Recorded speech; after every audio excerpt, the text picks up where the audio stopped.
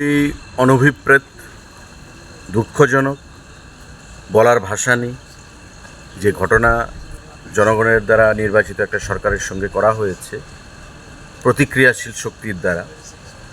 ভারত সরকার বা কোনো গণতান্ত্রিক সরকার সেটাকে সমর্থন করতে পারে না। আমরাও সেটাকে নিন্দা জানাচ্ছি, ধিক্কার জানাচ্ছি। প্রধানমন্ত্রী আবাসে ঢুকে, লোকসভার ভিতরে ঢুকে তালিবানি কায়দায় যে ধরনের জিনিস আমরা সোশ্যাল মিডিয়াতে বা টিভির পর্দায় দেখতে পেয়েছি, সেটা সভ্যতাকে সেখানে কালিমালিপ্ত করেছে এবং বাঙালি জাতি সম্পর্কে, বাংলা সম্পর্কে, বাঙালি সম্পর্কে সারা বিশ্বের কাছে একটা নেতিবাচক বার্তা সেখানে প্রদান করেছে। তার থেকে উঠে আসা অনেক কষ্টকর হবে এবং বাঙালি জাতিকে তারা অনেক পেছনে ফেলে দেওয়ার একটা চক্রান্ত করেছে। যে শক্তি, প্রতিক্রিয়াশীল শক্তি, তারা যেটা করেছে, তা আমরা তীব্র ভাষায় ধিক্কার জানাচ্ছি, নিন্দা জানাচ্ছি। এবং আমাদের দেশের সরকারও বরাবর আমরা চেয়েছি বা আমরা চাই, আমাদের প্রধানমন্ত্রী, আমাদের মুখ্যমন্ত্রী, যে বাংলাদেশ আমাদের নেবারিং কান্ট্রি হলেও কখনো বাংলাদেশকে আমরা কান্ট্রি হিসেবে ভাবি না আলাদা। আমরা ভাবি বাংলাদেশ আমাদের ভাই, আমাদের সংস্কৃতি, আমাদের পারিবারিক লোকজনের মতোই আমরা ভাবি। কারণ আমাদের সংস্কৃতি, আমাদের ভাষা, আমাদের খাদ্য, আমাদের পূর্বপুরুষের যে নারীর টান বাংলাদেশের সঙ্গে, সেটা সবসময় থাকবে, বিগত দিনেও ছিল।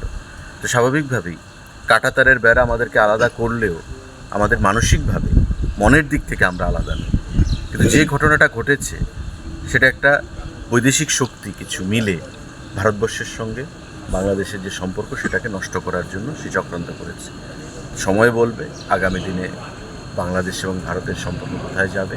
কিন্তু আমরা বরাবর চাই যে বাংলা এবং ভারত, বাংলার যে মৈত্রী, সেটা অটুট থাকুক, অক্ষুণ্ণ থাকুক এবং দুদেশের যে সম্প্রীতি 71-এর যুদ্ধ থেকে শুরু করে বর্তমান সময় পর্যন্ত ছিল, সেটা যেন আগামী দিনেও সামনের দিকে আমরা এগিয়ে নিয়ে যেতে পারি। আরেকটা বিষয় আপনার কাছে জানতে চাইবো, যেটা বহু প্রতীক্ষিত ভারত বাংলাদেশ মৈত্রী সেতু, যেটা সাবরুমে অবস্থিত, যেটাকে নর্থ ইস্টের গেটওয়ে বলা হচ্ছে। আরেকটা হচ্ছে তোমার আগরতলা আখাউড়া যে রেলপথ, আন্তর্জাতিক যে রেলপথ রয়েছে, এই যে একটা বিষয় রয়েছে, এই গোটা বিষয়টা কি কোনোভাবে কি ভাটা পড়তে পারে? একেবারে দুটো একটা দেশের মধ্যে এখন বাংলাদেশ এতটা উত্তাল, ছাত্র রাজনীতি নিয়ে গোটা বিষয়টা উত্তাল, একেবারে গণভবন থেকে শুরু করে গোটা বিষয়টা আমরা দেখেছি উত্তাল একটা পরিস্থিতি রয়েছে। তো সেই জায়গায় দাঁড়িয়ে কি কোনোভাবে কি একটা দেখুন, পড়তে পারে গোটা বিষয়? একটা ইন্টারিম গভর্নমেন্ট হবে বাংলাদেশে, যেটা দেখা যাচ্ছে। এই ইন্টারিম গভর্নমেন্টের পলিসি কী হবে তার উপর অনেকটা ডিপেন্ড করে। আমরা ভারতবর্ষ থেকে কখনো কোনো বৈদেশিক শক্তির সাথে নেতিবাচক ভূমিকা নিয়ে কখনো আমাদের দেশ এগোয়নি। আমাদের দেশ বরাবরই বলে, আমাদের সরকার, যে বসুধৈব কুটুম্বকম, the world is my family, সারা বিশ্ব আমার কুটুম্ব। আমার যেন কারোর সঙ্গে কোনো শত্রুতা না থাকে, সেটাই আমাদের লক্ষ্য। এখন বাংলাদেশকে ভাবতে হবে, বাংলাদেশের নতুন সরকারকে ভাবতে হবে যে তারা ভারতের সঙ্গে সম্পর্ককে কোন জায়গায় নিয়ে যেতে চায়। তো স্বাভাবিকভাবে এটা একটা কাঙ্ক্ষিত প্রজেক্ট, আখাউড়ার আমাদের যে নিশ্চিন্দপুর মানে রেল যে প্রজেক্ট, সাবরুমের মৈত্রী সেতু, সেখানে আইসিপি আছে, মৈত্রী সেতু শুরু হওয়ার কথা ছিল।